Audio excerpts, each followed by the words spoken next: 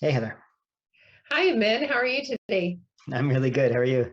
Good. Awesome. Today on the show, we're going to be talking about three things you need to build a solid brand for your business. Oh my goodness. It's hard to narrow it down to just three, but I think if you really look at the essentials of a brand, it would be the look, the voice, and then the experience.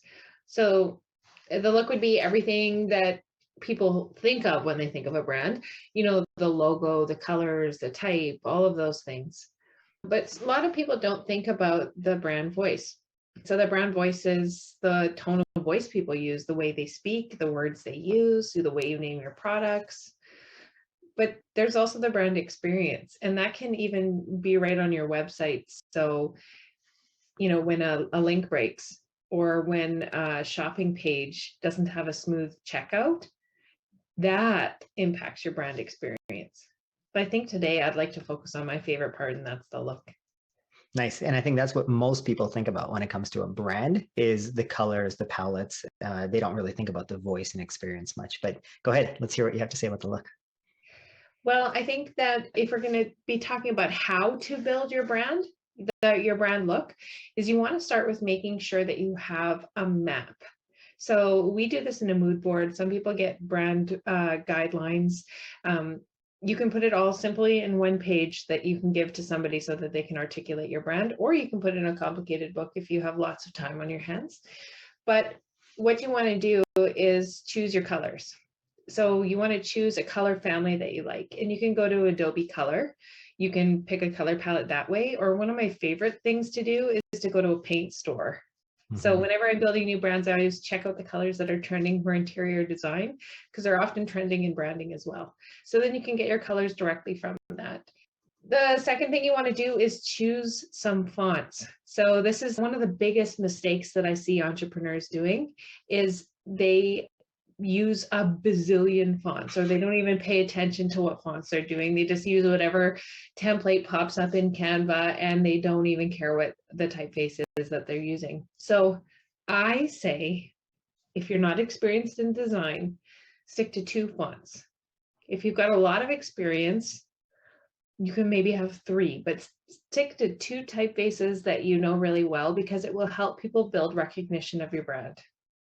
Are these Yeah. fonts, are they like headers and then one for the body, or are we talking about two different header styles?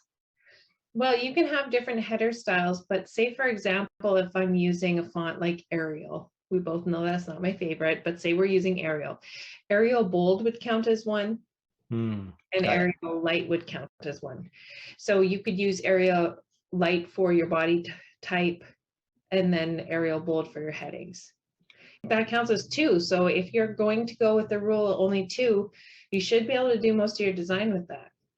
If you're going to add in a third one, maybe it's something a little bit more bold, or maybe it's something that's a script font, something that looks handwritten. You would use that in one of your heading styles in your website probably, but Okay. that's kind of the rules. That sometimes we need rules, like for example in jazz, you have to learn your scales before you can learn how to break them and learn your jazz scales. Right. So it's like you got to learn the rules before you break them. So the other thing that's important is the visuals that you use or the images that you use. And we recommend, if you're not going to be purchasing stock images, like we have licenses for stock images that we purchase, you can find a lot of free images on Unsplash and Pexels. And what are your favorites? I'm in. Well, I like 2020. It's not a free one, but it's really good because they're more natural. And death to stock photo. That's another I one that's really good. love Death to the Stock Photo. I have a Yeah. subscription to that as well. So what you want to do is kind of pick a vibe and a mood, and what you can download a whole bunch of images that you feel like you resonate with, and then look at them together. And you'll notice which ones stick out and don't belong, and you get rid of those, and that will help you build your visual identity. That's awesome, Heather. Thank you so much for explaining all of that. Thanks for listening. Your brand visuals are an important part because they're the representation, right? They're the first impression of your brand. So having a few rules can help you really build something that's solid. That's awesome. And that ties in perfectly with tomorrow's topic, which is how brands build trust. So hopefully, I hope you'll join us tomorrow for that topic.